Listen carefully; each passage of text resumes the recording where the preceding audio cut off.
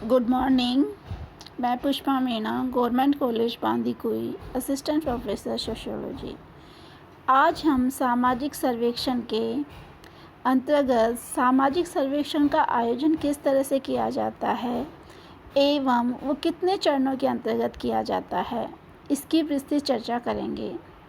जैसा कि हमने सामाजिक अनुसंधान के अंतर्गत भी इसकी चर्चा की थी कि कोई भी अनुसंधान या सर्वेक्षण तभी सफल हो सकता है जब वो योजनाबद्ध एवं व्यवस्थित तरीके से किया जाए। यानी बिना नियोजन के कोई भी सर्वेक्षण कार्य अपने उद्देश्यों में सफल नहीं हो पाता।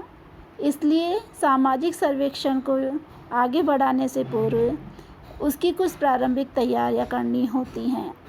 हमें ये ध्यान में रखना होता है कि हम अध्ययन किसका करना चाहते हैं और अध्ययन कैसे करना चाहते हैं और उसका क्या उद्देश्य है। इन सभी बातों को ध्यान में रखते हुए सामाजिक सर्वेक्षण प्रारंभ किया जाता है। ये भी आवश्यक है कि सर्वेक्षण का आयोजन का काम काफ़ी सोच समझ कर किया जाए। इस संबंध में प्रोफेसर पार्टर ने ठीक ही कहा है कि किसी सर्वेक्षण की योजना, संगठन एवं संचालन किसी व्यापार को स्थापित करने व चलाने के समान है। यानी जिस तरह से किसी व्यापार को चलाने के लिए एक योजना की ज़रूरत होती है, संगठन की ज़रूरत होती है और एक नेतृत्व में संचालित किया जाता है, ठीक वैसे ही तकनीकी ज्ञान, कार्यकुशलता, प्रशासनिक योग्यता एवं विशिष्ट अनुभव के आधार पर सामाजिक सर्वेक्षण किए जाते हैं। सामाजिक सर्वेक्षण में सर्वेक्षणकर्ता के पास समय, धन सीमित मात्रा में होता है, इसलिए उसे योजनाबद्ध तरीके से ही आगे बढ़ना होता है और अपने कार्य को संचालित करना होता है ताकि जो निष्कर्ष वो प्रस्तुत करे वो यथार्थ एवं विश्वसनीय हो। इसीलिए सामाजिक सर्वेक्षण के विभिन्न चरणों की चर्चा हम इसके अंतर्गत करेंगे। सर्वप्रथम सामाजिक सर्वेक्षण में जो पहला चरण है या पहला मुख्य आधार है वो है समस्या का चुनाव करना। यानी सर्वेक्षण का आयोजन का प्रथम चरण समस्या का चुनाव है, क्योंकि कोई भी सर्वेक्षण तभी सफल या असफल हो सकता है जब उस समस्या उसके सामने स्पष्ट हो। यानी समस्या का चुनाव एक महत्वपूर्ण आधार है कि अध्ययन में समस्या कैसी होनी चाहिए, इसके बारे में सर्वेक्षणकर्ता को पूरी जानकारी होनी चाहिए।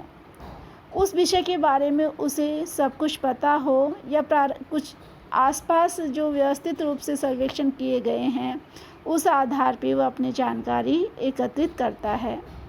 यानी सर्वेक्षण हेतु विषय का चुनाव एक महत्वपूर्ण आधार है और इसलिए सर्वेक्षणकर्ता को ये भी ध्यान में रखना पड़ता है कि उसके पास साधनों की सीमितता है, अर्थात धन, समय और स्वयं कितने समय में कितना समय दे पाता है आदि को भी ध्यान में रखा जाना चाहिए। साथ ही विषय का क्षेत्र इतना व्यापक भी नहीं होना चाहिए कि वो सर्वेक्षण कार्य बहुत लंबा हो जाए और या इतना छोटा भी नहीं होना चाहिए कि उससे आपकी यथार्थ व विश्वसनीय तथ्य संकलित ना हो सके। इसलिए सामाजिक सर्वेक्षणकर्ता को समस्या का चुनाव बड़े ही महत्वपूर्ण तरीके से या बड़ी ही सावधानी से किया जाना चाहिए ताकि वह अपने ज्ञान में वृद्धि तो कर ही सके, साथ में ही उपयोगितावादी दृष्टिकोण भी प्रस्तुत करे। यानी जो समस्या हमने ली है उसके निदान की सुझाव भी वो प्रस्तुत करे। यानी सार्वजनिक हित की पूर्ति भी हो पाएगी या नहीं हो पाएगी, ये समस्या के चुनाव से निर्धारित होती है। दूसरा चरण है सर्वेक्षण के उद्देश्यों का निर्धारण करना। जब हम सामाजिक सर्वेक्षण की बात करते हैं तो हमारा महत्वपूर्ण आधार है उद्देश्यों का निर्धारण। यानी हम कोई भी समस्या का चयन उद्देश्यों के आधार पर ही करते हैं। उद्देश्य सामान्यतः दो तरह के होते हैं, एक सामान्य उद्देश्य होंगे और एक विशिष्ट उद्देश्य। यानी कि आपके सामाजिक सर्वेक्षण का आधार उद्देश्य ही होते हैं, क्योंकि हम उद्देश्यों को लेकर ही सामाजिक सर्वेक्षण करते हैं। उद्देश्यों को निर्धारित करने के लिए बाद ही हम उस क्षेत्र में जो अध्ययन से संबंधित इकाइयाँ हैं आदि का अनुमान लगा सकते हैं। और कौन कौन से सोर्स हैं जिनके द्वारा हम तथ्य संकलित करते हैं, ये भी उद्देश्य द्वारा ही निर्धारित होते हैं। यानी सर्वेक्षण का आयोजन मूलतः उद्देश्य आधारित ही है। अतः उद्देश्यों का निर्धारण सर्वेक्षणकर्ता को सावधानीपूर्वक किया जाना चाहिए। तीसरा है अध्ययन क्षेत्र का निर्धारण। यहाँ अध्ययन क्षेत्र का निर्धारण का तात्पर्य भौगोलिक सीमाओं से तो है ही, साथ में जो अध्ययन समस्या है उस समस्या से संबंधित जो विभिन्न पक्ष हैं उनका भी हमें स्पष्ट रूप से ज्ञान होना चाहिए। या यूँ कह सकते हैं कि उस समस्या से संबंधित विषय जिन पक्षों को हमने इसमें लिया है अध्ययन के अंतर्गत, उनको स्पष्ट रूप से परिभाषित किया जाना चाहिए ताकि हम निरर्थक तथ्यों को एकत्रीकरण से बच सकें।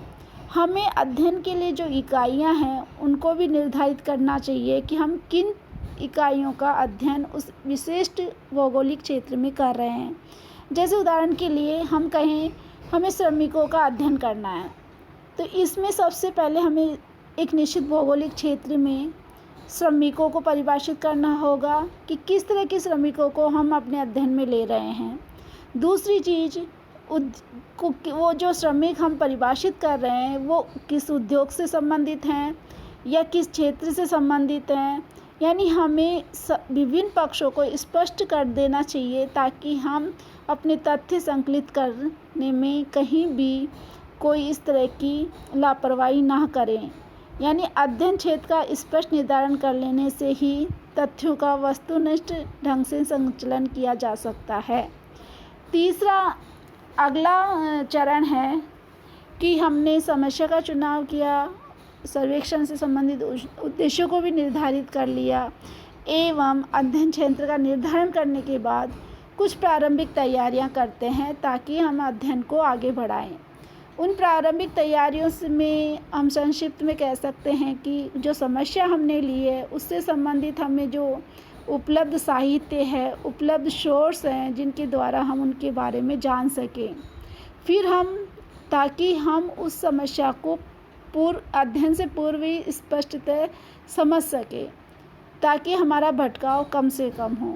दूसरा, हम अध्ययन के लिए कौन कौन सी पद्धतियाँ काम लेंगे वो भी पूर्व में ही निर्धारित कर लेनी चाहिए, क्योंकि अनावश्यक पद्धतियों को प्रयोग करने से हमारा समय तो लगता ही है, साथ ही हमें जिन उद्देश्यों की पूर्ति करनी है वहाँ तक भी हम नहीं पहुँच पाते।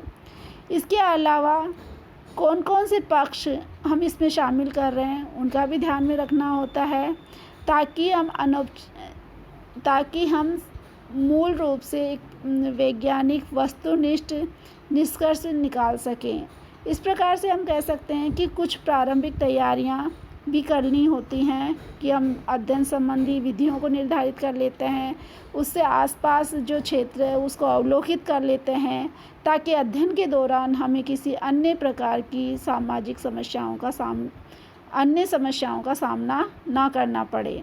यानी पर्याप्त सूचना और तथ्यों के अभाव में सर्वेक्षण कार्य की सफल होने की संभावना नहीं रहती। इसके आगे अगला चरण है निर्देशन का चुनाव।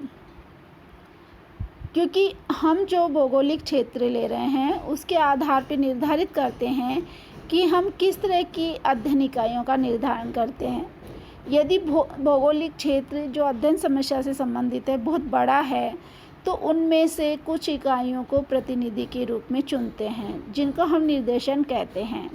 इसका मतलब ये है कि हम समस्त इकाइयों का यानी समग्रता से अध्ययन ना कर उनमें से कुछ इकाइयों को चुन लेते हैं जो समग्र का प्रतिनिधित्व करती हैं या समग्र की सभी विशेषताएं उनमें समाहित होती हैं। इसलिए सर्वेक्षण के लिए निर्देशन का चुनाव करना एक आवश्यक चरण होता है, क्योंकि सर्वेक्षण के लिए समय व धन सीमित होता है और हमें गहनता से, स्पष्टता से, सावधानीपूर्वक तथ्यों को संकलित करना होता है। इसलिए निर्देशन इकाइयों का चयन एक महत्वपूर्ण आधार है। इसके इसलिए हम कह सकते हैं कि निर्देशन चुनाव की इकाइयों का चुनाव इस तरह से किया जाना चाहिए ताकि वह समग्र का प्रतिनिधित्व करे, यानी जो वो इकाइयाँ चयनित की गई हैं वो संपूर्णता के साथ उन समस्याओं को प्रकट कर सके जिनका हमें अध्ययन करना है। धन्यवाद।